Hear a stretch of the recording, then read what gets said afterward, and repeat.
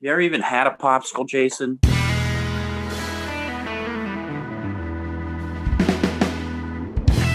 What's up, everybody? Welcome back to Taste Like Music. Jason, Joe, and Crams are here. It's our Songs of the Year series, 2011. Another year of terrible Billboard charts and a lot of good wildcard selections. So how you guys feel about the year? The same way you do. Wild cards, yes. Billboard, no. Probably won't change for the rest of this series. Probably I don't know, this is the worst year ever. Definitely. But there's exactly 5 good Billboard songs. I have no problem with these Billboards because there's always like 5 good songs amongst the sea of just total garbage. So much glee and all that crap. But there's always five good Billboards. So actually had an easier time with the Billboards than I did with the wild cards. It wouldn't be an episode of Songs of the Year if Joe didn't say it was the worst year ever.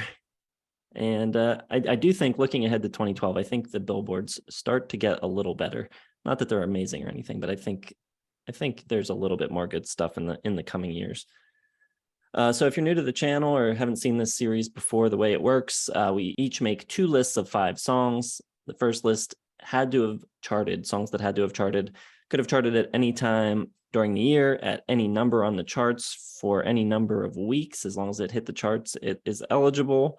Second list is wild cards. Those do not have to have had charted. So those can be anything, deep cuts, B-sides, or they could have charted as well. Somehow in these 2010 years, I doubt you'll see any charting tunes on the wild card side. Although it's possible. Joe just, I think, had one, right? So here we go. We'll get into it. One of our lists will be one song short. We save the winner for the very end. And we also make a selection for our least favorite top 40 song of the year.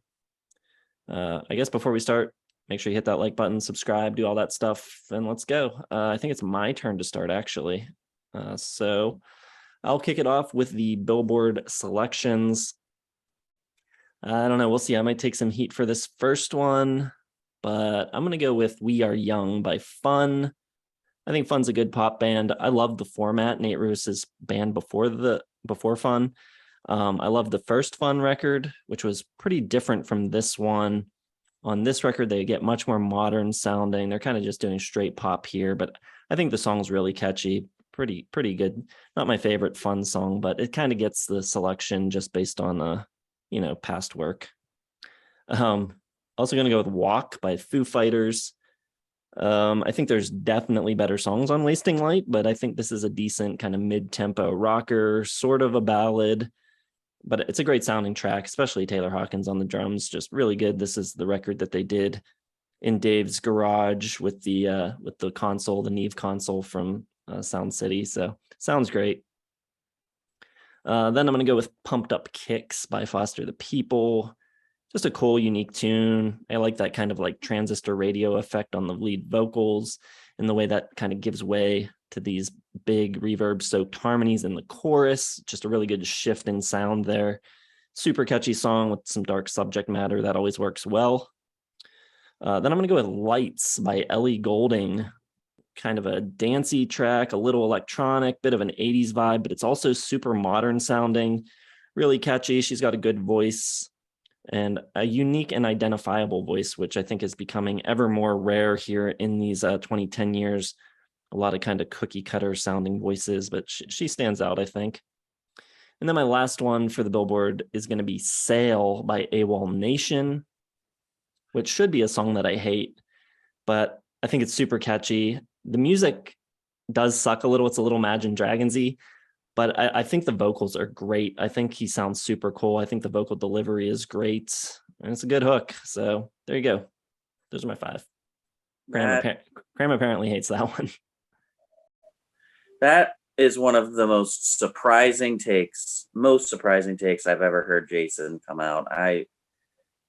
Oh God, vomited in my mouth a little bit. Joe, please take it away. All right. The Fun and the Ellie Goulding were my 6 and 7. Good picks. Like both of those songs. But I'm going to go a little different. Number 5, I got Super Bass by Nicki Minaj. I just think it's a great song. She just has so much charisma in her rapping. She was great when she first came out. I don't know if I still like her that much, but this track's great. Love the bass. It's super. And just a really fun song. Wasn't even on her debut album. It came out like the next year as a bonus track or whatever, but good song. Number 4, I got The Edge of Glory from Lady Gaga. 2011 was like the year of sax solos for whatever reason. And Clarence Clemens gives a great one on this track. Just a fun song. Lady Gaga is still better than 99% of the pop music out there, even on an album like Born This Way, which not her best, but this is a pretty good song. Number 3, I got Rope from Foo Fighters. I don't know how this one landed on the Billboard charts because it's kind of metally and like grungy and dirty and basically the opposite of Walk. But I like this one better. It's what I just said, grungy and dirty and metally, and got some great screaming vocals from Dave Grohl on this. Number 2, I'm gonna go with Adele. Rumor Has It. Love the drums, love how upbeat it is. It's venomous, like she's just totally destroying, an ex-lover or whatever, for going with a woman half her age or half his age, whatever. So she just rips him apart, but it's fun, upbeat. It's everything that Adele isn't anymore. Back in the day, she was all about this up-tempo kind of almost rock song. So I think that's a great one. And number 1, I'm gonna go with Bey. I think is this my first Beyonce nomination. It might be. I'm a big Beyonce fan, but Love on Top might be my favorite all time from her. Just a killer showcase for her vocals. Feels kind of like a Mariah Carey song from the 90s, a little bit with the production. At the end, though, they do that half step up, that pop songs always do. They'll go the big chorus, like Bon Jovi, the end of Living on a Prayer. They go up half step. It goes up like 4 times, and she's just like shrieking at the end, but still has great control over her voice. Just a wonderful showcase for Beyonce and her fantastic pop sensibilities. So it's my number 1 Billboard of 2011. All right. Even though I think the billboards as a whole are pretty lousy, I actually like the 5 that I've got. One of them shared with Jason, Pumped Up Kicks. Always kind of reminds me of Jeremy by Pearl Jam, getting this like really dark subject matter about little kids getting shot and tying it in with sneakers. And it's got a great bass line. And yeah, I love the reverb soaked, as Jason said, chorus.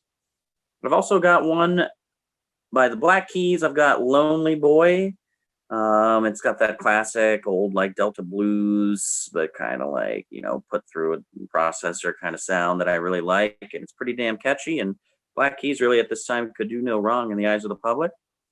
I've also got Shake It Out by Florence and the Machine. Probably my favorite song by them. I think it's awesome. It has just those huge drums and just vocal layers after vocal layers after vocal layers that just take off like fireworks during the chorus. Then I've got Tongue Tied by Group Love, which is such a precious, pretty little sugary pop gem. It was in like an iPod commercial and everyone loved it, but that hook is just so catchy. Like, take me to your best friend's house. It's just so fun. And then, much to the delight of Joe and chagrin of Jason, I've got the Red Hot Chili Peppers with Adventures of Rain Dance Maggie, which just has too good of a groove to ignore. The bass and the drums and that little cowbell coming in are just awesome, and it kind of takes off and has that cool little sliding guitar lead in the chorus. Very cool. Red Hot Chili Peppers. Not as bad as you think, Jason. All right. Wildcard time. Kind of a weird year for me in that neither of my 2 favorite albums of the year got a song into my wildcard list. Self-titled Bon Iver album, The Whole Love by Wilco. Neither one able to crack the top 5 here. I've got I Read a Lot by Nick Lowe. Just a beautiful heartbreak song. Nick's voice just ages like a fine wine, seems to get better and better. And it's just about a guy whose woman has left. And as a result, he's got all this free time on his hands. So he's just talking about how now he reads a lot because he's by himself and alone. And it's very sad, but he keeps like a pinch of humor in the song. There's one line that I think is kind of funny where he says, I read a lot, not just magazines, but other more serious things, which is, I don't know, I think a funny line. Then I'm going to go with Alex by Girls, which is just a fantastic sounding rock song. Rest in peace to J.R. White.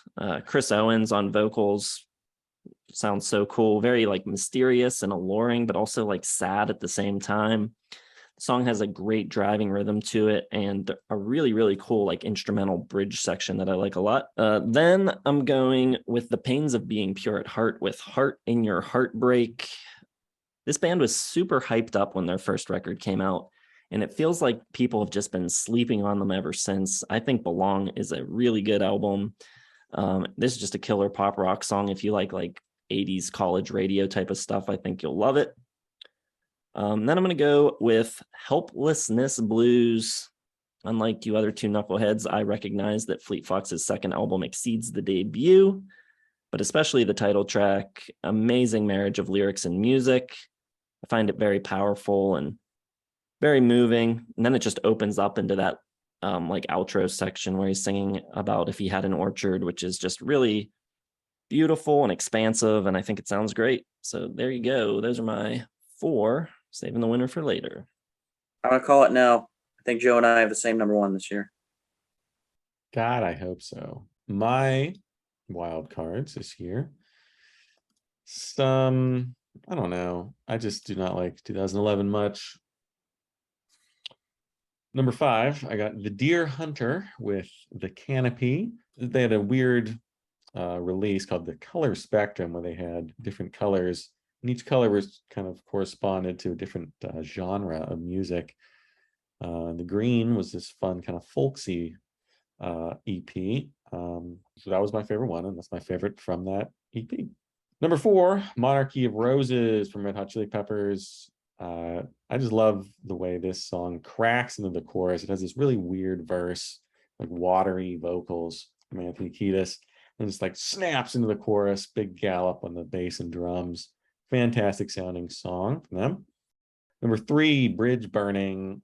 Go 2 from Foo Fighters. They were my album of the year this year, Wasting Light. And Bridge Burning is just a really good, big chorus, huge drums, recorded on tape. Just sounds amazing.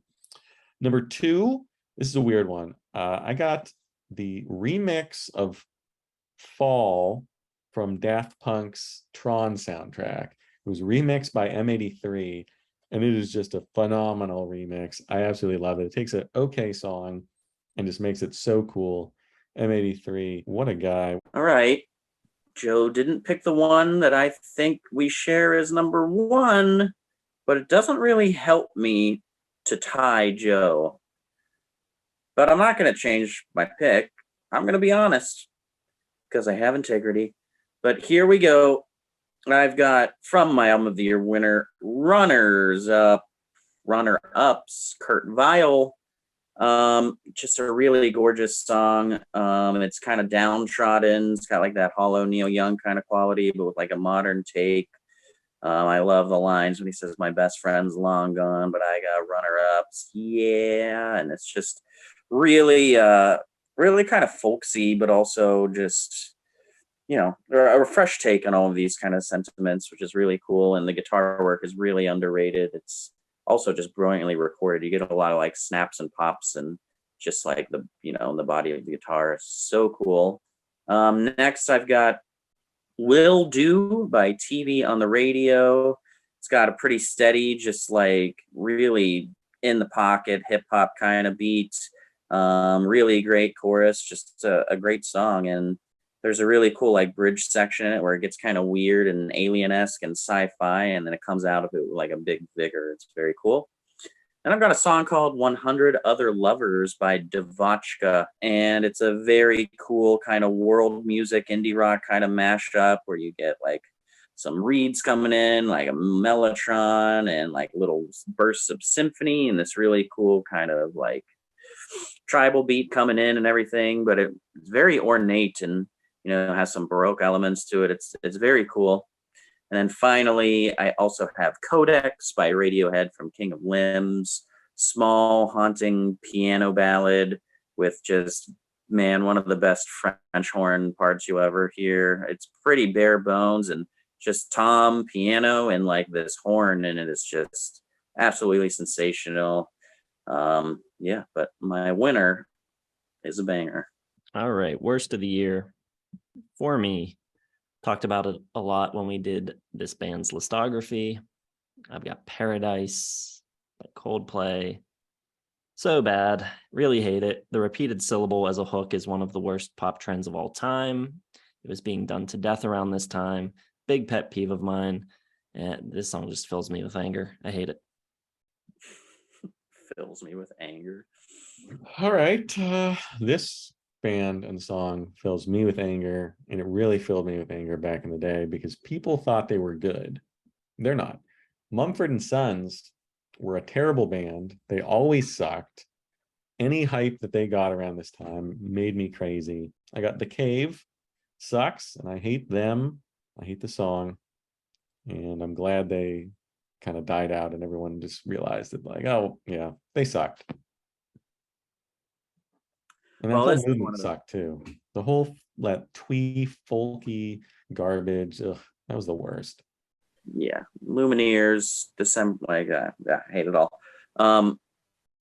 This is really cool because I literally could not choose between the two songs that you guys brought up, but I am gonna slightly give it to Paradise because just, you know, like I love what Coldplay could have been, and this is just utter trash. And Jason's right, and even like some of his melodies just seem so juvenile, and this is one of them. Like,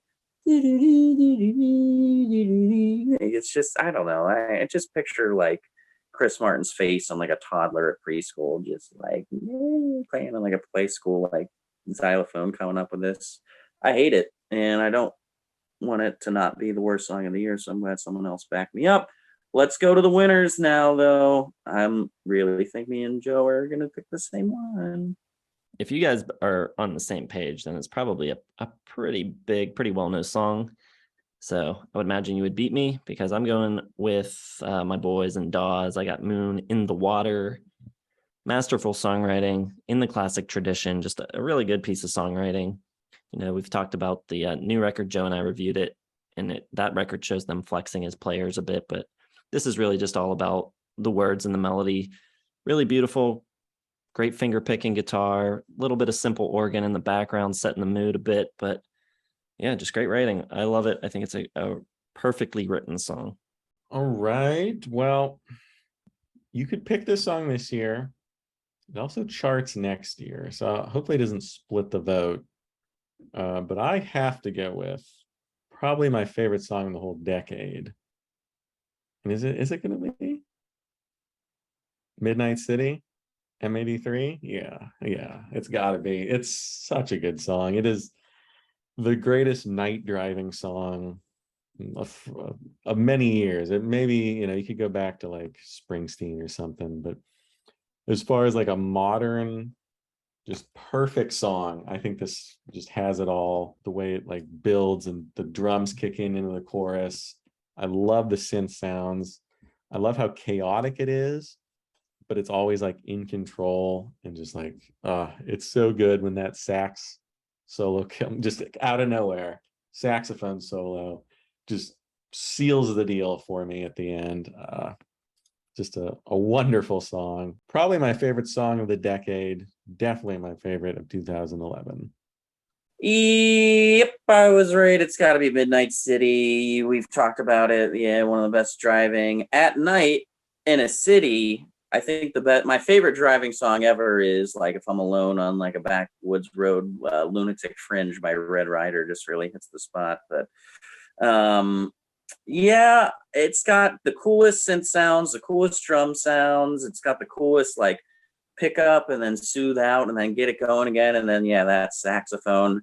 if you've ever seen that John Hamm sketch from SNL where they're kind of making fun of the guy from Lost Boys, where he's got the curse and he just keeps busting through walls and he's like just blasting saxophone. That's what the saxophone feels like. It just comes out of nowhere and knocks you on your ass, but you're so glad you're on the ground. Like, oh yeah, sax rules. It's just so much fun. It's like a little bit 80s. It's very kind of like just sultry and lush and just decadent. It rules. I knew it. I knew it was going to be the one. Blows Dawes out of the water. Are you kidding me? God. I've got Midnight City, spoiler, on my 2012 on my 2012 Billboard list. So it was in contention for me in 2011 until I saw that it charted, and then I reserved it. All right, so let us know what your favorite songs of the year are. Drop it down in the comments. Let us know what you think of our picks. Of course, make sure you follow the link in the video description to the website to vote for which of these 2 songs this week is your favorite. And, aside from that, make sure you hit the like button, subscribe to the channel, hit the bell for notifications, and then follow all the other links in the video description as well: Facebook, Twitter, Instagram, Patreon, merch, and our website. Thanks for watching. We'll see you in the next one.